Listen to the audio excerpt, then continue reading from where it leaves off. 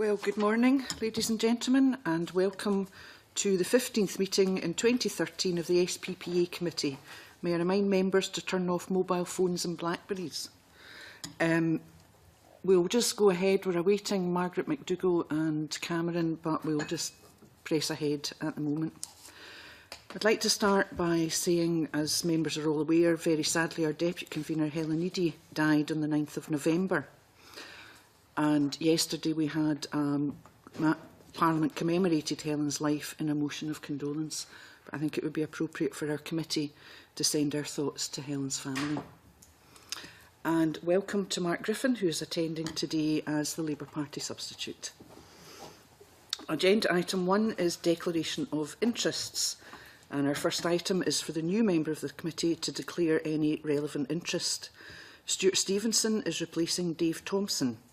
Dave, our convener, has made the difficult decision to resign from the committee. And I think it would again be appropriate, and I'm sure all the members would want me to place on the record our thanks to Dave for his work on the committee, especially as our convener. Can I welcome Stuart Stevenson to the committee and invite him to declare any relevant interests? Nothing beyond what's in the formal register, convener. Thank you, Stuart. Our second item is to choose a new convener for the committee. The Parliament has agreed that only members of the Scottish National Party are eligible for nomination as convener of this committee. This being the case, can I seek nominations for the position of convener? Chair. Nominate Stuart Stevenson. Thank you, Mark. So Mark has nominated Stuart Stevenson. Therefore, can I ask the committee to agree that Stuart Stevenson be chosen as convener of the committee? Agreed. Thank you very much. Can I congratulate Stuart on his appointment and welcome him to the chair for the rest of this meeting and the rest of our committee meetings. Thank you, Stuart. Can I apologise?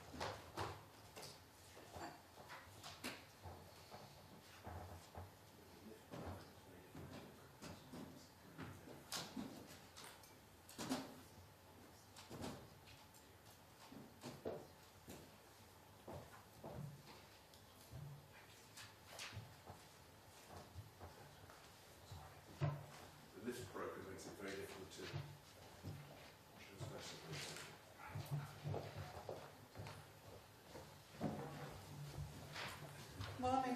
Sorry, mate.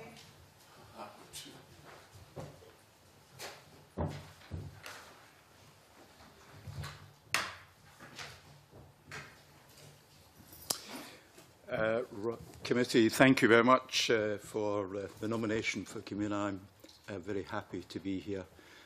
Previously having served for a brief period of time, I have some familiarity with the committee. Let me start by thanking Fiona for her time as the temporary convener of the committee. The committee has been through a slightly difficult time, and I know that Fiona's experience and skill in the chair has kept things moving appropriately. Looking to agenda item 3. Agenda item 3 is asking that the committee take agenda item 6 in private, which is an item for the committee to review its work programme.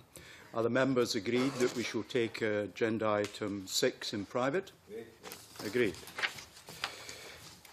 Agenda item 4 is about taking future items in private. The first item is a draft report on the presiding officer and deputy presiding officer elections, and the second item is a response from the Audit Committee on the SPSO special reports. The members agreed to take these items in future in private. Agreed. Agenda item 5. The next item on is the committee's second monitoring report on the activities of cross-party groups. As members will see, the paper demonstrates that the new monitoring system for CPGs is now a much more robust process. The vast majority of CPGs are now routinely providing more detailed information on their activities and finances in annual returns to Parliament. There are still a few groups that aren't providing this information or are not meeting at least twice a year. We have an opportunity today to reflect on what further action is required at this stage. Annex B of the paper provides details of meetings held by groups, including annual general meetings. As detailed in the annex, there are a few groups that have not done one or more of the following: notified the clerks 10 days in advance of holding a meeting, held an AGM within the required timescale, or groups that have not met for over a year. It's worth updating the committee that the cross-party group on golf now has a second meeting scheduled for the 10th of December. The cross-party group on Poland has contacted clerks to confirm it has met on 3 other occasions. Clerks have reminded the group that it is required to provide 10 days' notice of all meetings. The cross-party group on Russia now has a meeting scheduled for the 19th of November, and the cross-party group on video games technology now has a meeting scheduled for the 11th of December. Does the committee wish to take any action in relation to any of these groups? You might wish to write to the conveners of these groups requesting an explanation. Would that be an appropriate step for the committee? I'm seeing nodding heads. Is anyone otherwise minded? That's fine. We will write to these groups. The committee also wished to review the new registration form. Members should all see that at Annex C of the paper. Has anyone anything they wish to say about the registration form? On page 11, actually, on the cross-party group registration form, convener. MSP, there are some of these boxes that are quite small, and I think, being someone who writes quite large, I would suggest that, could these boxes not be slightly expanded? It can be expanded. Okay, that's fine. So I'm being advised that because it's a Word document, the space will expand as required, okay, on the assumption that it's going to be filled out electronically, of course. Yes. Well, that was the point. As I say, if you fill it out electronically, you can do that. But if you have the actual paper in front of you, the box is actually not so big. That's duly noted. Wait, something you wanted? Yes, so it's reference to Russia and